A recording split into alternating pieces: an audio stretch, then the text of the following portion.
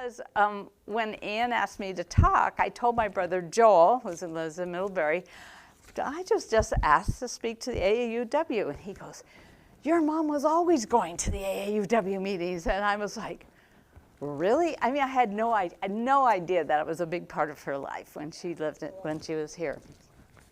Mom died in 1970 when I was 21, so of course I don't remember a lot of these things. So it's just really exciting to know. And then when I told Ann that my brother had said, oh, she went to a lot of AA meetings, she said, oh, you have to meet Leanne Barrera. So she put me in touch with Leanne. Leanne and I had tea together. And in fact, my mother and Leanne drove to many AAUW meetings together. So it was fun making that connection and knowing about that. But Leanne also said, you know, your mother was very international. And yes, she was. Mom was actually born, homeschooled, and went to boarding school in India. Then she came to UVM and met my dad, who was interning, and thus me. But and so anyway, mother also, she did a lot of talks on India. She went to a lot of schools. She always gave talks, and I bet you she talked to the AAUW. I bet she did too. So I was going, wow. Mom talked to the AAUW and here at her international experience, and here I am at age 76 talking to you about my international experience. Somehow that life loop, or I'm not sure what that all is about, but it's just amazing. And then I also learned a lot about AAUW. I didn't know much, and so I looked it up and I go, wow, no wonder Mom was interested in AAUW. It made a lot of sense because she was raised by a very powerful grandmother, which Belle, whose picture was shown here. And Belle was very, very much into women's education. And so Belle graduated from Middlebury College in 1911. And her picture is in here. And by her picture it says, occupation, advocating the suffragette idea. I mean, how proud am I of that? So she was quite an amazing woman. When she graduated from Middlebury College, she got on a boat, went to Turkey, and was teaching at a girls' college in Turkey. But the Armenian genocide happened, and the Turks invaded her school. And she never did talk about what happened to her girls. But the U.S. ambassador came from Bulgaria. Somehow he organized I call her Belle, my grandmother, escaped through Bulgaria. So she escaped. And I did hear that she put money and stuff in the hems of her skirt and things so she could leave. But I couldn't find that letter where that was written, but I know it made an impression on me. So then she went to New York, and she attended Columbia. And she got her master's in arts, and she studied mainly botany, science, genetics. And she met my grandfather, who was getting his PhD in botany. And he had just come from India because he was teaching at a very prestigious college in India, but it's now Pakistan, but in India, called Gordon College. It was Presbyterian funded. So then they got married in Middlebury, and then went to India, and they spent their whole lives at the college. And this is interesting. A lot has been written about my grandfather. He was a famous botanist, and they spent their summers in the Himalayas identifying plants, and they've been to Kew Garden. They're famous, he's very famous. Not much about my grandmother. Pisses me off, so I want to do some more research on my grandmother. But Belle then eventually my grandfather became president of the college, but Belle became dean of women. And the two of them made sure that women were educated and came to the college. So this is a really cool quote that I found in one of the letters. that my grandmother was quoted when she died. She died early, actually. She died when she was 56, and I was only 6 years old, and I didn't meet her. I had a cool step-grandmother, too, but I really would have liked to have met Belle. But she was just quoted, she was quoted as saying she was fighting a battle against women's slavery and ignorance. She said that every girl who went out properly trained from the college and became a good wife and mother was another enlightenment and progress for the whole country. That was my grandmother. So she died there, buried in Rawalpindi, and I have gone to visit the grave. So that's the only, I guess that's where I've met her. But now I understand why Mom was involved in AAUW. She's influenced by her grandmother, and she was homeschooled by my grandmother. She lived on the campus of Gordon College. She saw this whole process. So preparing for today, I was thrilled to learn all this and be able to tell you and brag about my family. And I think to take it one step further, my mother was very involved in Porter, the auxiliary at Porter Hospital. And she started the Gray Ladies and Candy Stripers, and she was very active. And when she died, or just before she died, they made a special nursing scholarship fund in her name. And so it's been going since 1970. So it's very cool. So it's for Addison residents to attend nursing school. So this is even cooler. So I get a call from a woman who has a scholarship, has read my book, and she's still in nursing school, and she wants to talk to me. So about a month ago, we met at the Mini Factory, and I got to know her and her goals, and she asked me many questions. So, it's still happening. So Mom would be very proud, I think, that she has this going for her. So anyways, thank you for letting me give you all that background information. So how did I get interested in international health?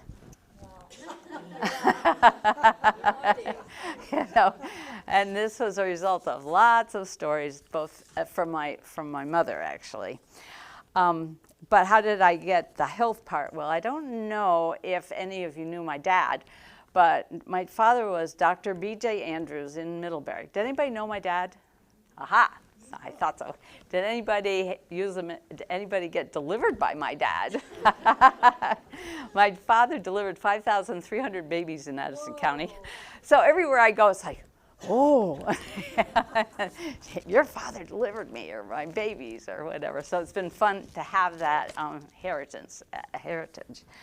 So my father was a doctor in Middlebury. My grandfather was a doctor in Middlebury. He was B.F. Andrews, Bertrand Fletcher Andrews, and he owned the Kitchell House that's now owned by Middlebury College. That was his house, and we had Thanksgiving and played in that cupola, and so every time I go by it, I'm glad that the college fixed it up and it looks nice. So, but I have a lot of good memories. And then my great-great-grandfather was a medical superintendent at Mary Fletcher Hospital. And since my grandfather was born in Mary Fletcher Hospital, that's why he's Bertrand Fletcher Andrews. Actually, he was the first baby born in Fletcher Hospital. Yeah. And in fact, babies weren't born in Fletcher Hospital because the Mary Fletcher, I think, she believed that babies should be delivered at home. But because he was the medical superintendent, he was living in the hospital, so he had the baby in the hospital. So it's a little digression, so it's kind of cool. You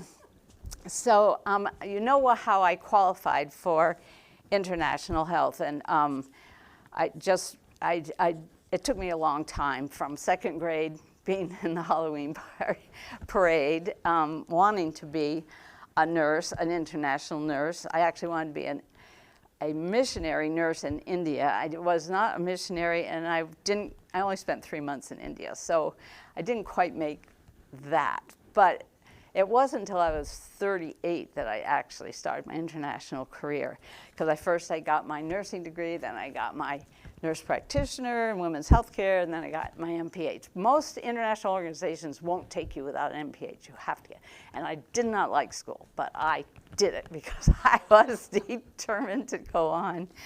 So, but it was good that I went at the age of 38 because I was older. I always worked at the national level.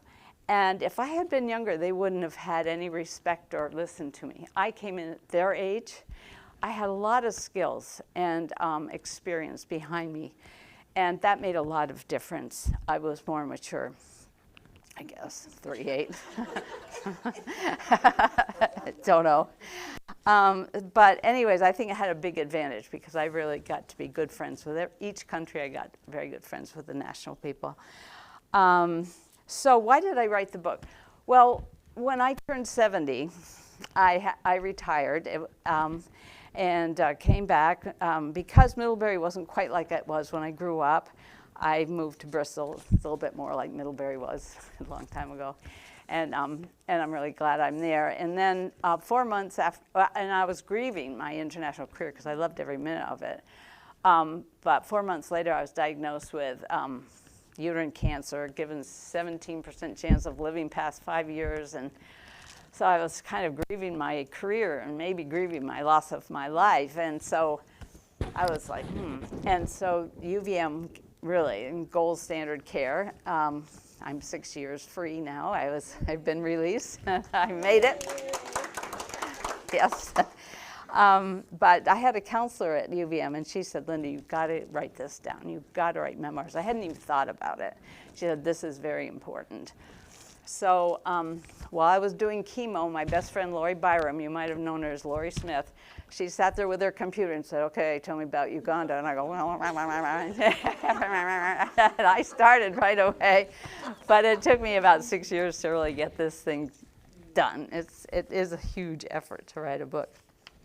So, when I was writing the book, I realized that I had really learned a lot of lessons that I wanted to pass on, because most of the programs that I was involved with were sustainable. And sustainable means that they continued after I left. And that's what you go for. So I want to share with you those lessons learned. Even if you travel, it's a good thing to keep in mind. But if you have children or grandchildren that are thinking about international health, I highly recommend they read my book because it goes through this and how I did these programs and what I did. So that is, so now I have talked to Middlebury College, and we're trying to figure out how I can work with some of their global health students. I've been through the UVM nursing and talked to them, and they're figuring that out. I still have to get a contact in Castleton, but I want to, and maybe I should be even looking at the high school level careers, start even earlier, and talk to them. So anyways, what I wrote in the book was about each of the countries that I was in, and but first I want to find out who's been in which country, so I have an idea of who knows what here, or not. I even got a pointer for this. So I started off really in Thailand. How many people have been to Thailand? Okay, 2 people, great. And then I went off to Somalia. I doubt if anybody's been to Somalia. No, okay. Then I went to Bangladesh here. Anybody been to Bangladesh? Nobody even visited me in Bangladesh. A lot of people visited me in Thailand. Nobody came to Bangladesh. And then after Bangladesh, I went to the Central Asia republics right here. This is Kazakhstan. This is a big country. I had 5, Central Asia republics, 5 countries. This is Kazakhstan. Then right below it is Uzbekistan. Then there's Turkmenistan. Then over here is Kyrgyzstan. And right in here is Tajikistan, which is right above Pakistan and India and Afghanistan. And that was too dangerous for me to go in, the warlords. I was not allowed in Tajikistan. But I did fly in very unmaintained, rickety planes to Uzbekistan, Turkmenistan, and Kyrgyzstan. actually, we drove to Kyrgyzstan because Almaty, I lived in Almaty, it's the capital of Kazakhstan. Oh boy, was it beautiful. I mean, it had 25,000-foot mountains all around you. It was a city of fountains, and it was beautiful. I was very fortunate. The capital now has moved into the center part of the country, and I would not want to be there, but Almaty was gorgeous. But we had to take a car and went to Kyrgyzstan, and Kyrgyzstan is just like Switzerland with the mountains, and people are skiing and spelunking, and it's pretty spectacular. Actually, there's a lot of spectacular views here, and I'll tell you a little bit more later. And I go into it in my book. So after the Central Asian republics, I was just there 2 years. Then I went, where did I go from there? I went to Malawi, right here. And the rest of my time was pretty much in this part of Africa. So I was in Malawi 6 years. Then I went to Uganda for 4 years, and Tanzania 8 years. So all in all, it's 30 years of traveling into the different countries. Oh, anybody been, I missed something. Anybody been to Central Asia republics? No. Any been to Uganda? All right. Malawi? Nope. Tanzania? Yeah, so good.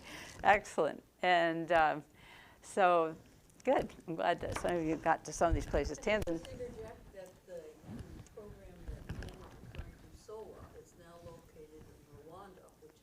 Down. It's a tiny little country right now. Yes, it is. Yes, it is. Right. Yeah, Rwanda it is. I went to Rwanda. I did a lot of consultancies in different countries, but I'm just mentioning the big ones that I spent time in. And I spent time in Mozambique and Nigeria, a lot of smaller consultancies. So where am I? So my book goes through each country.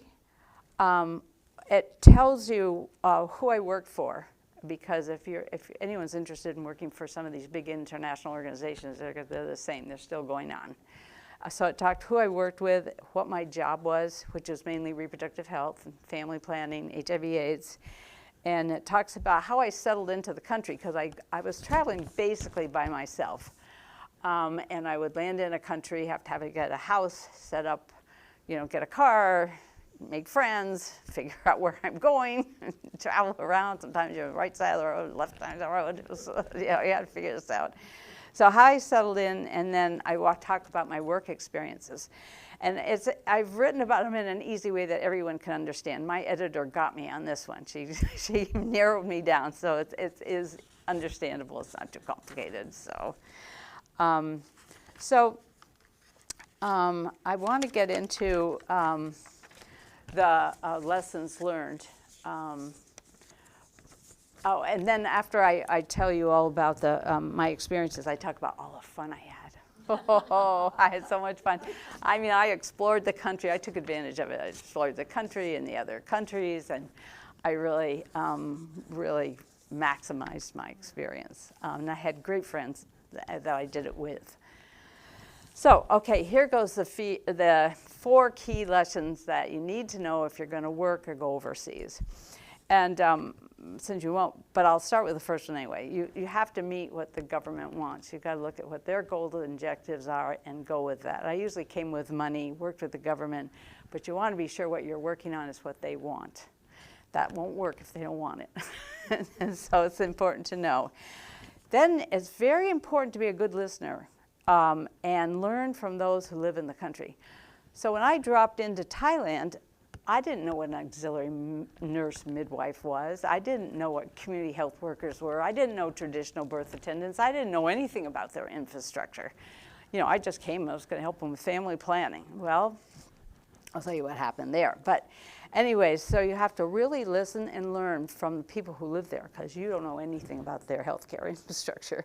You gotta do that. And then you have to respect and use the expertise in the country. And I'm going to give you a good example of that. They have a lot of expertise.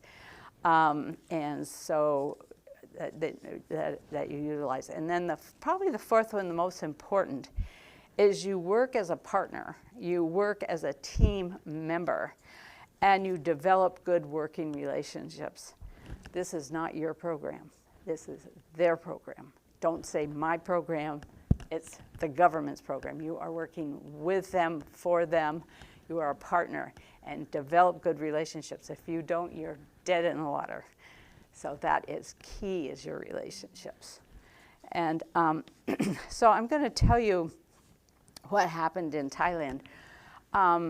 So I arrived in Thailand thinking, oh, I'm a nurse practitioner, women's health care, blah, blah, blah. I'm going to do family planning, blah, blah, blah.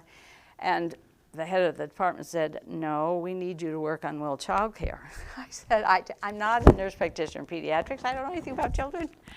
And no. And she said, yes. And so she was determined it was part of their goals and objectives that to improve their well child clinics. So she took me to a well child clinic, and this is what I saw. I go, and there's this line of village women lining up under a tree. There's a scale hanging from the tree, and there's a couple of tables. One to record their height and weight and kind of see where they are in the growth chart, and then they would give them some vaccine. And no education, no nothing. Boom, boom, boom. And it's like they weren't learning anything, and they were basically just getting their vaccines. So I thought, oh yeah, I guess this is, but I thought, well, now what do I do? So I'm a meditator, so I was meditating in my apartment, and I was like, oh, no, what? I thought, there's Thai pediatricians. I bet they will know exactly what we need. So I went back, talked to Kanchuzi, my boss. I said, I think this is what we should do. Get them together, and they can decide what you want. She said, good idea. So I wrote a grant for WHO, wrote to the World Health Organization, and said, this is what we'd like to do. We want to invite them. And so he said, fine. And I got the money, and we had a conference, and all the pediatricians came, and they knew exactly what we needed, and they wrote the protocols. They started a medical committee. They developed the different curriculums, figured out how to do it. Then my job was to say, okay, I'm going to write a grant, try to find money to do this plan. So I sat down with my team, and we wrote out a grant. And then we went around to different funding organizations, and we went to Norwegian Save the Children. They said, this is a good idea. So Norwegian Save the Children funded this whole project. And it went so well. Oh, and when I was writing the project, there was Tony Bennett. His name was Tony Bennett. He was a researcher in the Ministry of Health, had married a Thai, had been a Peace Corps worker. And he said, Linda, you should do an experimental health centers, and you should have control health centers. You need to really document this. And I'm like, oh boy, this is my MPH.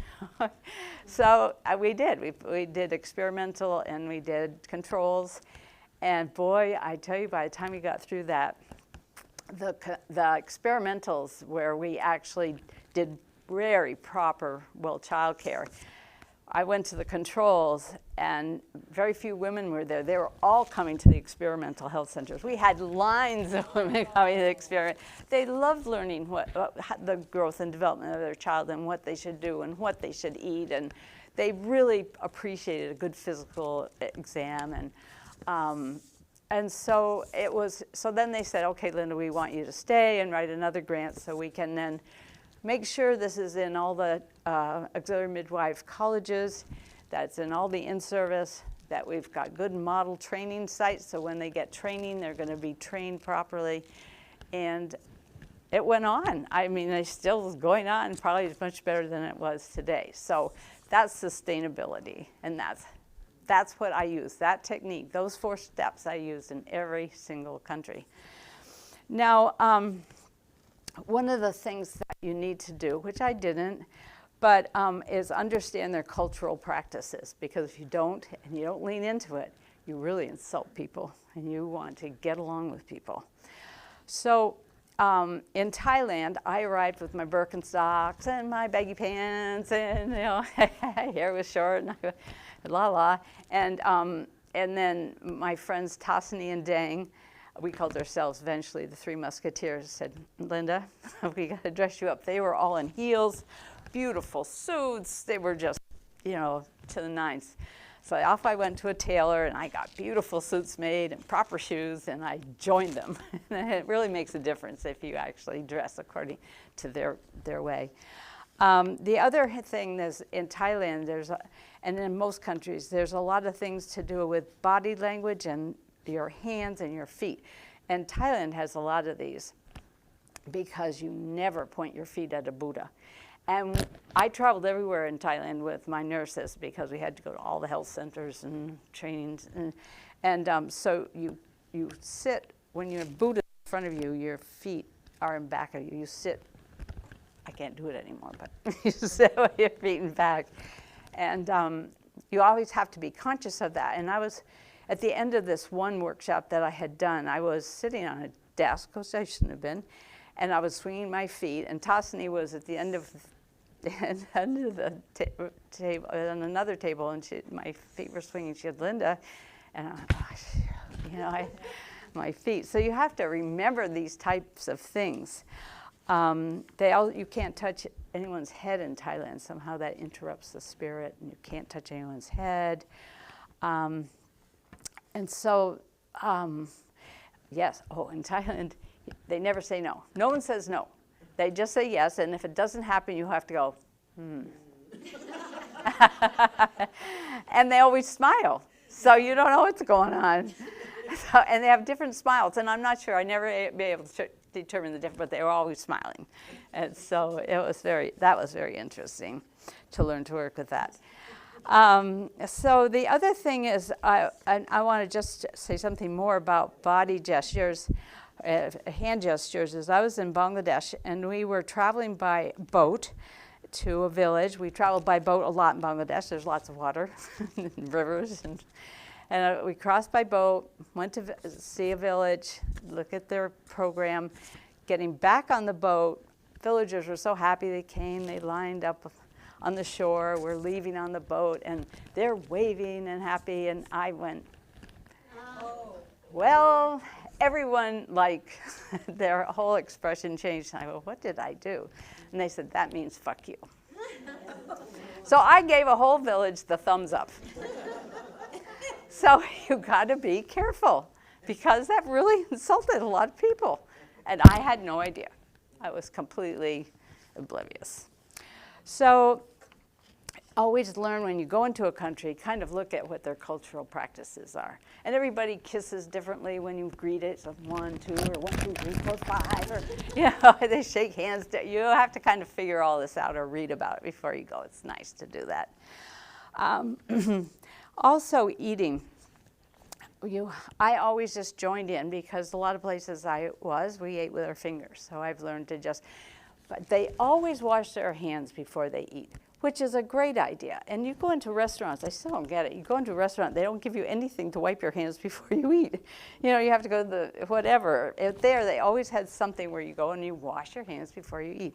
So anyways, the Somali women loved to take me out. We'd sit under a big acacia tree in a big mat and order goat, and we have a big one platter with goat and tomato and sauce. It's delicious, and everybody would eat together, and you just join in. You just do that, and then so eating and kind of watching how people do it is a good plan. Food. If people offer you something, they usually know that you can't just drink water out of a tap. Most of them, if they've been around expats, we call ourselves expats, we can't just drink out of water. But we can have a soda, we can have water, we can have these different things that's safe. And I always can eat cooked food, no problem. Tea, coffee, no problem. You won't get any kind of diarrhea. I never had fresh vegetables. Just the salads, I just kind of avoid it. But if they offer you something, you figure out a way you can eat it, and they learn and you learn together. But it's very important to accept what they offer, because they're poor, and this is a big deal that they're offering you something. And in Kazakhstan, I learned to eat horse meat. Yeah, actually it's just fine. I had a lot of caviar. I learned that I like red caviar better than black caviar. We ate buckets of it. But that wasn't a problem. But it came to, if you were really at high level and you were really being treated as a very special person, they might offer you the eyeball of a sheep. And thank God I didn't have to eat an eyeball. I don't know if I could have accepted that, but that was a very high-level offer. So you don't know, but you got to be ready. Okay. So I've kind of gone through what I was going to ask. If I'd like to just start with questions. Has anybody read my book, first of all? Does anybody know anything about my book? Okay. Anne has. Okay. Does anybody have any questions? Let's go there. How do you deal with the language problem? Aha. I didn't very well. I worked at the national level and they all spoke English. A lot of the people that I worked with had masters from Johns Hopkins or Tulane. Many of the high-level ministry people spoke. Thailand wasn't quite so, but we struggled. I took many classes. Every country I took many classes in the language, and I was just a slow learner. So I learned the basics, the thank yous, the polite ones, but I was never fluent in anything, and I wish I could have been. But sometimes, like in Africa, there's so many tribal languages. Even when I went out with the ministry, they didn't understand what was going on. We had to get somebody local to then interpret for us. So, but languages was an issue. I don't get a good marking on that one. But I tried. I took lots of classes and spent a lot of money on it. But yes. I have two questions. One, did you have to align yourself with a religious organization when you traveled? And two, were you concerned about safety? Very good. Yeah. I didn't work with any religious organizations. I worked with USAID, the U.S. government, for 12 years as a contractor. So I didn't have. I had certain projects that I worked within their offices. I worked for Columbia University, which is interesting because my grandparents went there. Worked for Queen's University, Kingston. I worked for Elizabeth Glaser Pediatric AIDS Foundation, University of Michigan. So what I did was I found, usually it was word of mouth, found a job that met my skills. And then I applied, and they were always the big organizations. So I didn't work with any religious organizations. Yeah. What was your safety? Oh, safety. See, that's the thing. I always had to be in a city because I worked with the national government. And cities, you have a very disparity between the low income and you. And you as an American look pretty rich, car, house, whatever. So I always had 24-hour guards. I had a wall around my house with razor wire on it.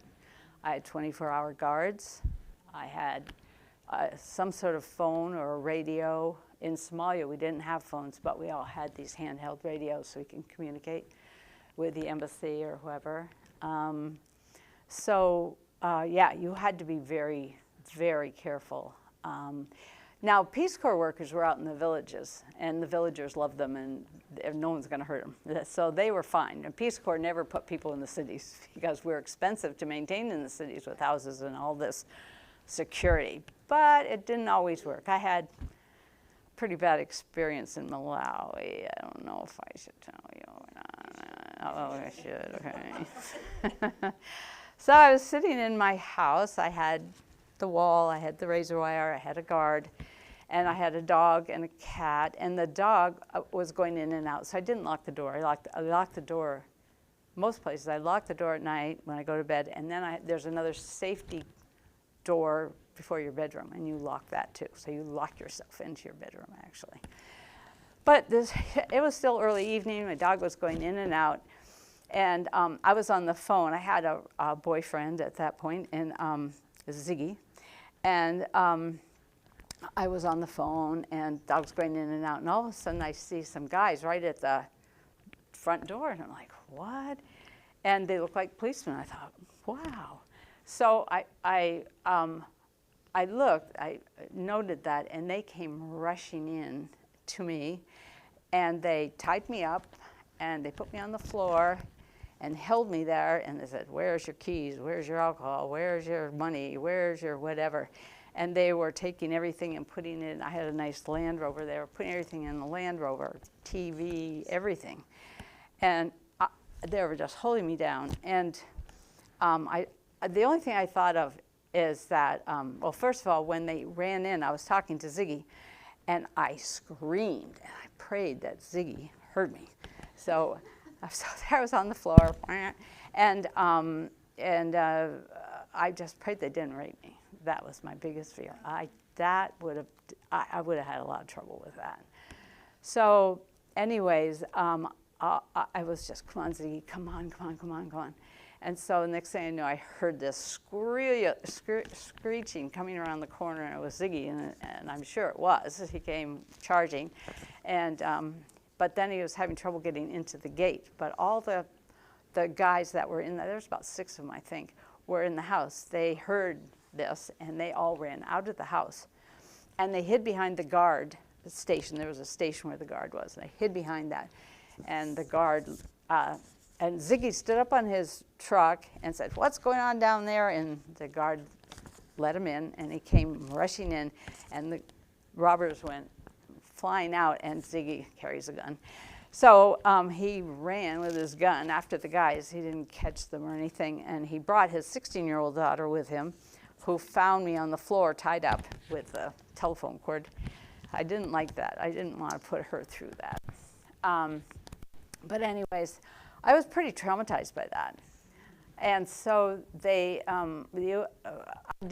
have time to press. Every house I have, they have buttons you can press, and then it brings in emergencies and all the security, but I couldn't get to one. So I'm not sure how the nurse practitioner from Peace Corps came, but she came immediately. She was my best friend, and she pushed the button. Everybody came, and they flew up a psychiatrist from South Africa who stayed with me, and then I had somebody come live with me because I was living alone till I kind of calmed down. But I had to have counseling. Then I found a Canadian who was living in Malawi, and so then he left, and then this other guy took over, so it was months, and I was black and blue, and I couldn't eat, and I couldn't swallow. So I was pretty traumatized by that. But I got over it. How did they get past the guard? Yeah, I don't know what happened. He ended up in jail as well. Oh, so the end of the story is, they were going around house to house, and they went into this one house, and this Malawian woman, they were going into her house, and she recognized one of the robbers, and she kept her head down. She didn't let him know that he knew. So when they left, she reported him, and he reported everybody else, and they all went to jail. Wow. Yeah. But it was uncomfortable walking around the town because Lilongwe, the capital of Malawi, was quite small, and I didn't know who was looking at me or what they're thinking or whatever. But when they finally got them all, I felt better. People are surprised I continued on with international help. I'm going to give up. I worked my whole life for this. I'm not giving up because of an incident.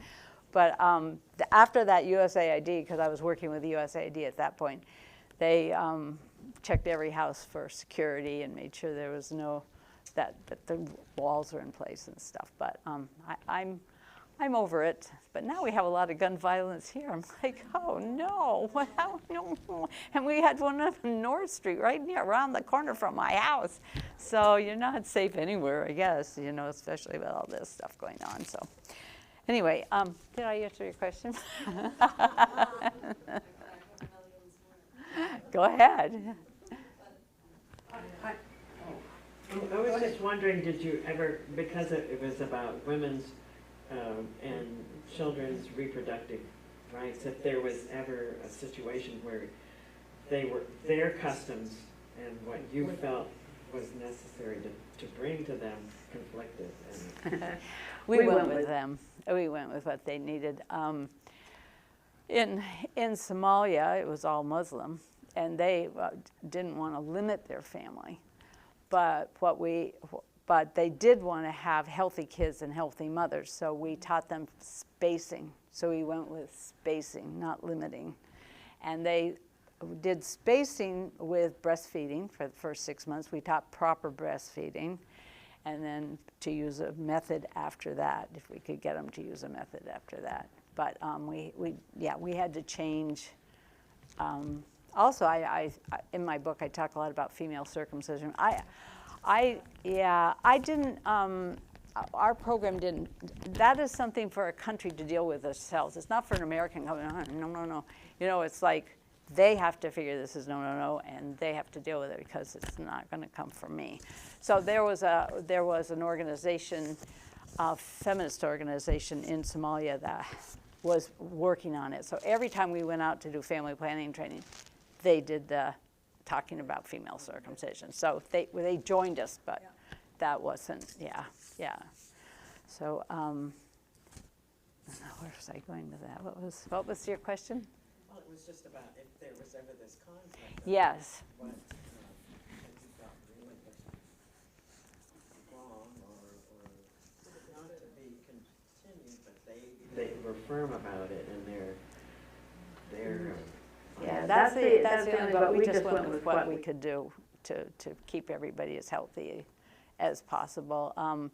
Kazakhstan, basically when we went in, I didn't have as much fun in Kazakhstan because I didn't get to design the program. I just maintained the program, but they were mainly, it was abortions and IUDs were their main source of family planning. So we introduced all the other methods.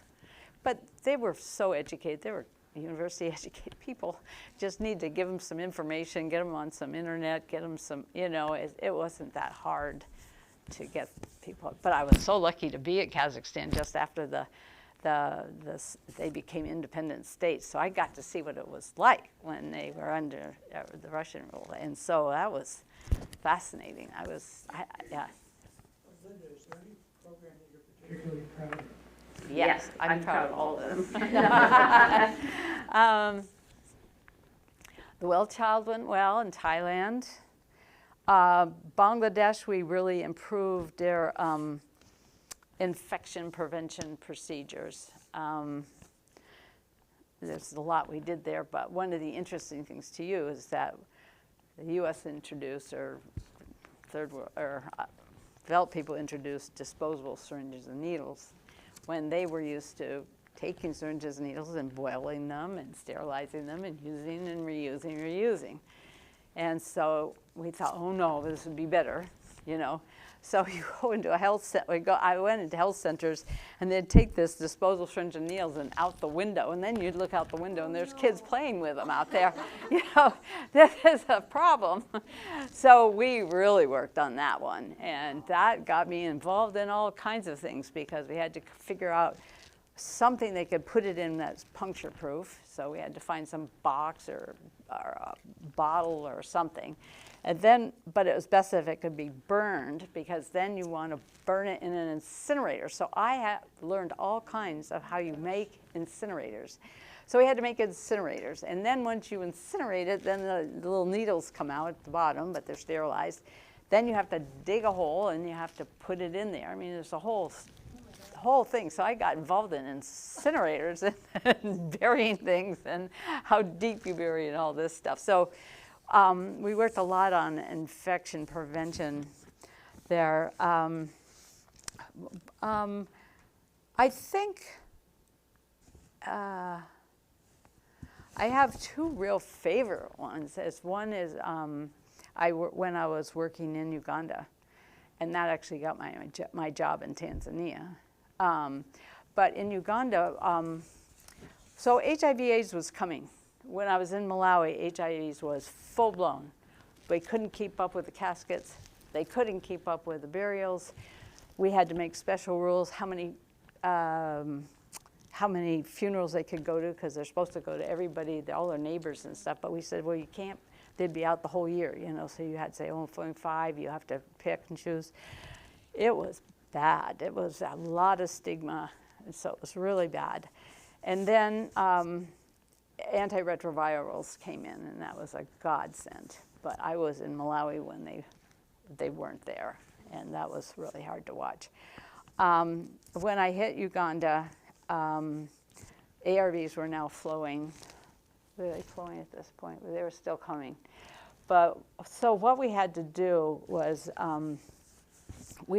I was working on, it was a long story, let's see. So my job, I was given $250,000 from USAID to work within Elizabeth Glaser Pediatrics AIDS Foundation on integrating family planning into HIV/AIDS program. That was it. You know, I love those kind of challenges, you know, just give me a challenge like that. So I went, okay, let's see what I can do. So I used my 4 steps. I went first to the government. I said, and I went to the head of the reproductive health unit. I said, do you think you need to integrate family planning and HIV/AIDS? Yes, he said. And he said, in fact, that's a great idea. And I said, well, I have $250,000 to do. How do you think I should do it? I could talk to him anytime. I could call him anytime. He would always see me because I did that. I made sure he wanted it and that I was going to do what he needed. That was a big, big step. So he said, I want you to go talk to the head of HIV/AIDS, of the Prevention of Mother-to-Child Transmission Program, and you talk to her. So I went over and talked to her, Dr. Madra, and she said, I'm going to go do some training up north in Uganda. Why don't you come with me, fly with me? I was on a plane within days going to Uganda to watch the PMTCT training. And so what was happening is that women were pregnant, they'd come into the antenatal clinic, they'd find out they were HIV positive, and they were destroyed. They were like, oh my God, my husband's gonna leave me, I've gotta support my kids, what am I gonna do? They were distraught.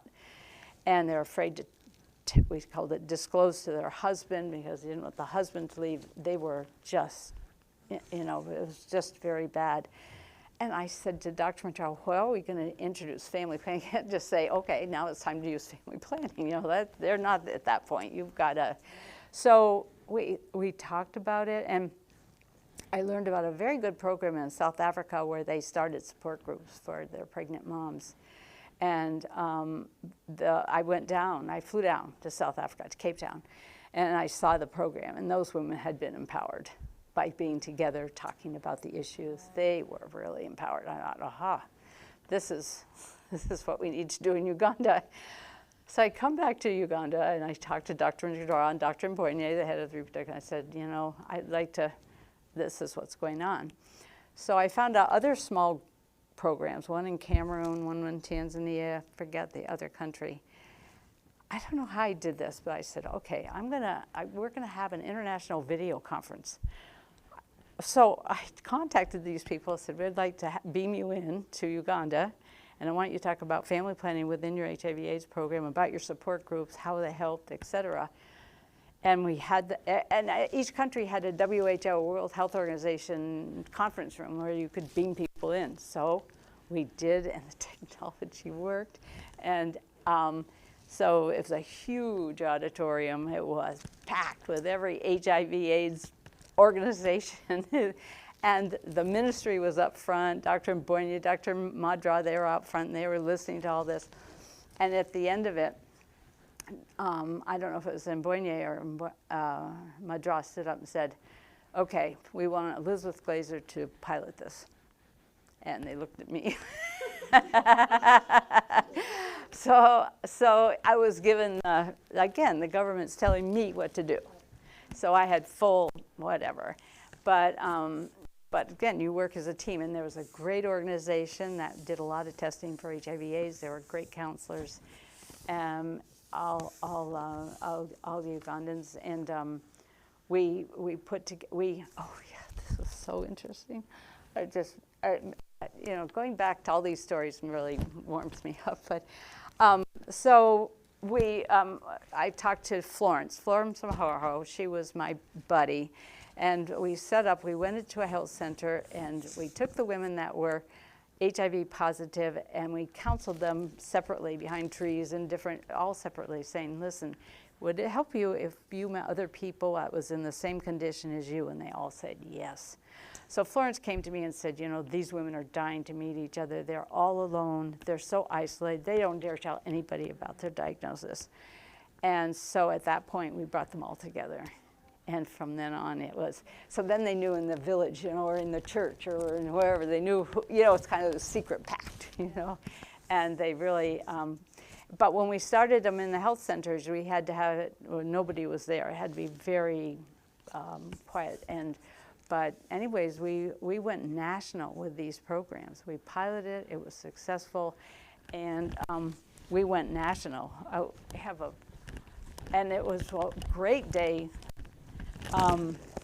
when we went national with the program. We've got guidelines, we've got, you know, how we did it, how we set it up, what we taught the women in each support group had a lesson on prenatal and family planning, and we provided family planning methods, and so this went big. And it's because the government wanted it. We worked as a team, and so because of this, I was invited. Columbia University invited me to come to Tanzania and set them up in Tanzania, which I did. So, but I know we helped a lot of people. We empowered a lot of people there. So I'm proud of that. Because we see your films and the people that you're speaking about, the people that you work with. Well, I do have some of them that are up here, so I can do that. And I just want to tell you about this last story. The other thing that I'm very proud of. So I went to Tanzania. It was an easy week because we had everything ready to go. We knew what we needed to do. I worked with Tanzanians, and we set up support groups, and they were successful. But while that was going on, I didn't need to do anything more. We set it all up. Amy Cunningham, who was my boss at Columbia, she said, Linda, they are teaching cervical cancer screening in one of our regions. We were assigned 3 regions, and I want you to go up there and find out what they're doing. And it was a group from Vermont that was doing that, yes. Grounds for Health, and they were there. Their goal was to prevent cervical cancer, which is huge, by the way, amongst our coffee growers, because they're coffee people, so they wanted to prevent their coffee growers from having.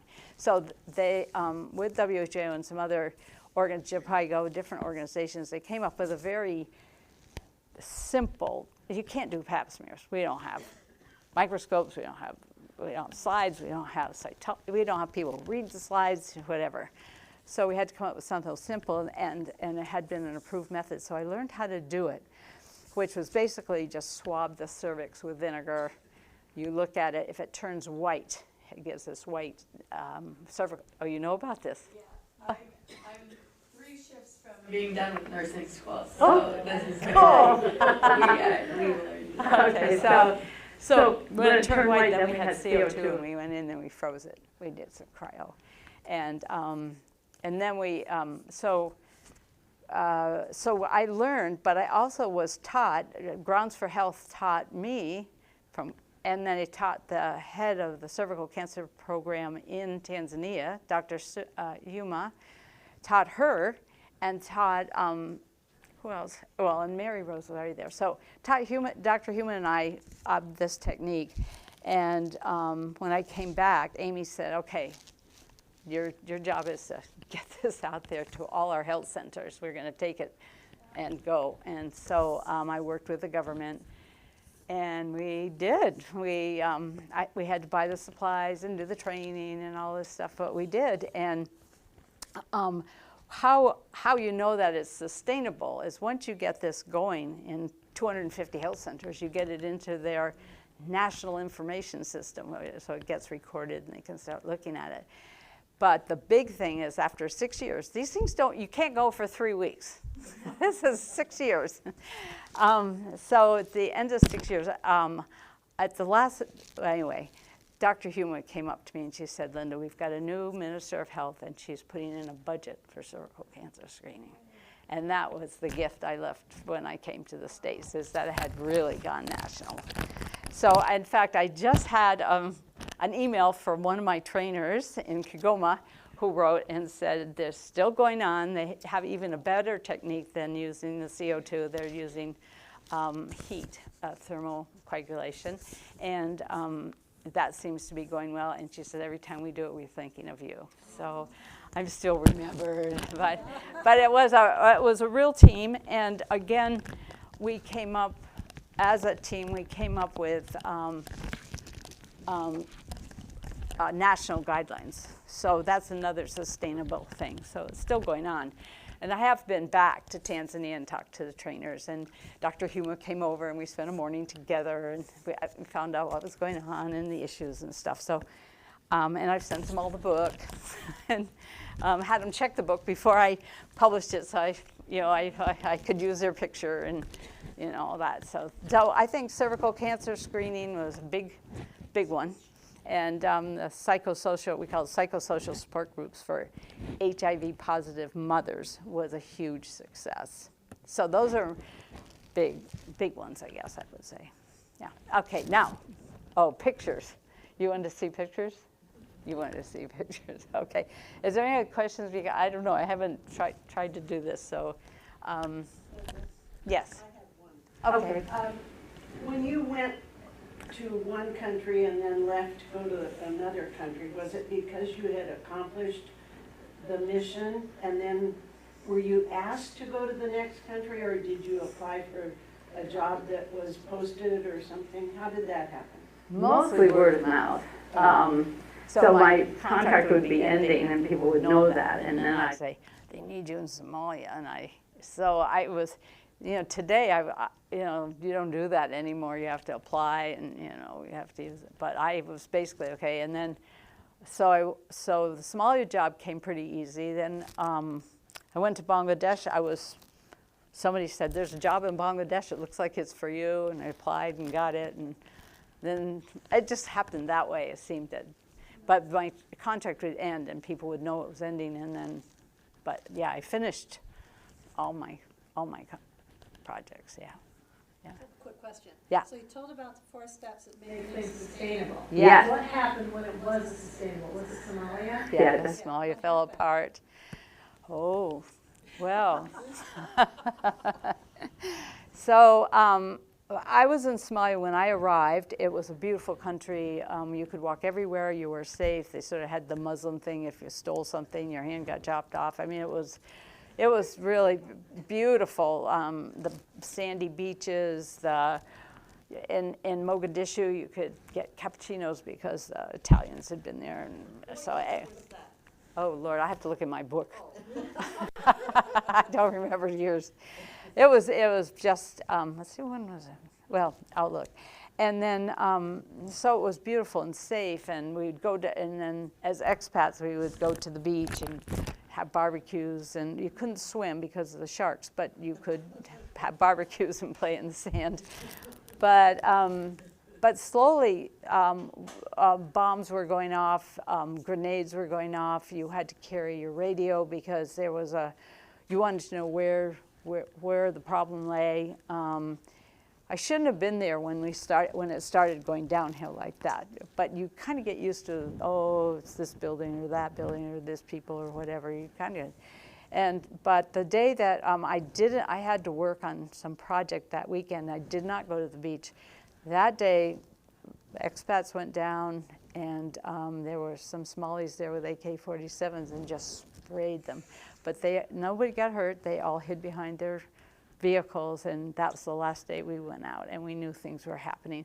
And you couldn't travel because then there would be people who would, it was semi-desert, they would, set up roadblocks and rob you or whoever, so we couldn't go out of the city.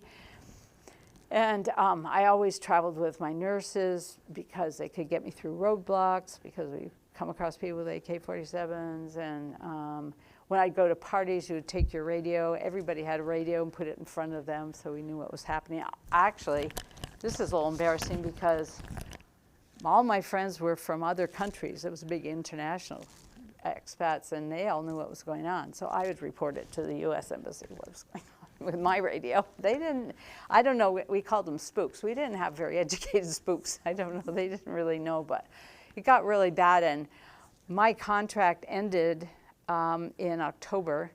I got out with all my stuff, but my friends who didn't leave when I did, they put all their stuff in when things were really getting bad, they put all their stuff into a big container and put it into the embassy, which was surrounded by a big wall. And then they flew out. They were evacuated out.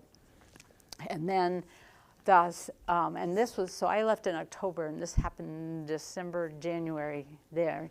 And the Somalis came and went over the wall.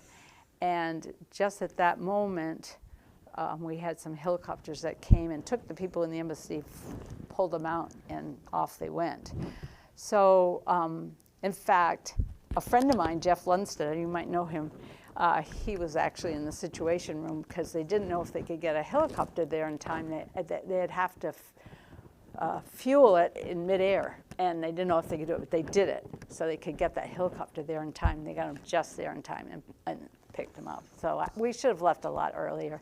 So the whole, so I don't even know if my nurses are alive or the whatever. I don't have any idea. It's really bad. It's still bad. I don't know why anybody would go there right now. I mean, but anyway, yeah.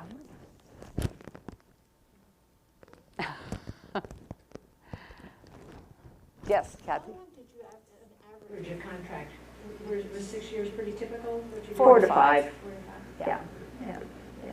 And you obviously made friends with a lot of the local people through the nurses. Oh, yeah. I was usually the only expat with them. I was usually the only white person. So I've kind of lived 2 lives. I had my work life where I was it as an expat.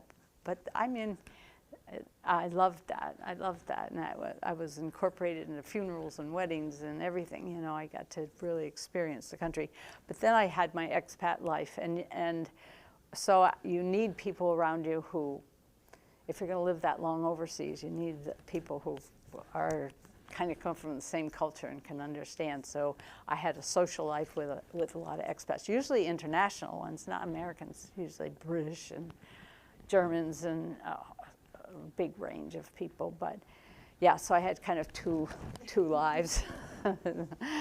Yeah, but I really had some great national friends. Yeah. Yes. So obviously you were over there before we were using cell phones and email. Was it lonely at times? And did you ever come back to the United States? And did you ever get married or have kids? Okay. I've been married once and divorced before I went overseas, so that happened. And then I got a boyfriend in Bangladesh, and we dated in Bangladesh, and he moved to India, and I went up to Kazakhstan. He'd visit me on holidays. Then he moved with me to Malawi. So, and then we parted there. So that's been basically it. And then Ziggy came after him, but thank God for Ziggy. Yeah, but you can travel with the family. I mean, most of these organizations will take your whole family. There's great international schools. Your kids can go to school. There's not a problem. But it was, my own situation. I was single. But I met a lot of other single people, and we gathered and had a great time. Yeah, we had a great time. Yeah. Yes, Gary? You said you were going to talk about some of the good times you had. Oh, yeah, the fun. Wow. In Tanzania, when Jim and Bruce showed up, was that a good time? Oh, yes, very good time. Thank you very much. Yeah, my brother, he's a real adventurer. Jim Andrews, do you know him? Yeah, he's my brother. Yes. That's what everyone goes, oh, you're Jim's sister. I'm like, oh, okay. But so Jim came to Malawi. Jim and Chrissy came to Malawi to see me, and we did a lot of birding. He's a big birder, and snakes. So Chrissy always worried about what snakes he was going to find. But so he came, that was great. We did a lot of safaris when we went to Tanzania. He and Chrissy came with the Turners, and we really did a lot of safaris. I'll never get tired of seeing giraffes and elephants. And although I have a fear of elephants now, but had some experiences. But I mean, I really, it's just a gorgeous country. In Kazakhstan, I mean, I skied where the Olympic Russian skiers worked out in Shimbolak. But it was very interesting skiing because the chairlift wasn't very well maintained because the communists had gone in anyway. So you put yourself on, you had to look to see if there was a seat on that chair. And then you get on it and you go up. And then I went up the second one. I hadn't skied for a while. I was 50 when I went to Kazakhstan. Hadn't skied for a while, but came back and it was beautiful up there. Glaciers, and you'd go up there and they were always drinking vodka and shashlik, and that was really fun. We flew in by helicopter, very rickety helicopter, into a place that looked like the Grand Canyons in Kazakhstan. Went rafting, went kayaking, found a scorpion underneath my tent. Wasn't happy about that. We would rent dachas. The Russians have dachas. They have places they go in the summer to grow the vegetables and stuff like that, but they use them in the winter, so we'd rent a dacha with a sauna and go with our cross-country skis. And so we did that. So Kazakhstan, we really explored a lot that way. Tanzania, oh my, Tanzania, I sailed. There was a yacht club there. And so I raced every Saturday and Sunday there. We went out to remote islands that were just gorgeous and did snorkeling. That was unbelievable. That was an expat thing, mostly. Pardon? Yeah, we went swimming with the whale sharks. Yeah, Jimmy and Chris came. We did that. I loved snorkeling. It's a whole nother world I had never seen before. Tanzania is gorgeous, with all the islands and the beaches and stuff. It's really stunning. I'd rather go there than anywhere else. And in fact, we're talking about going back.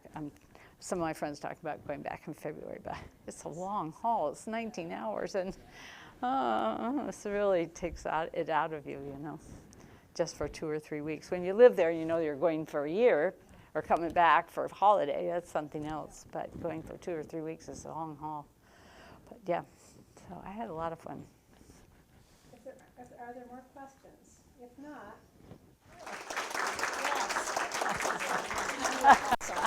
Thank you. yeah.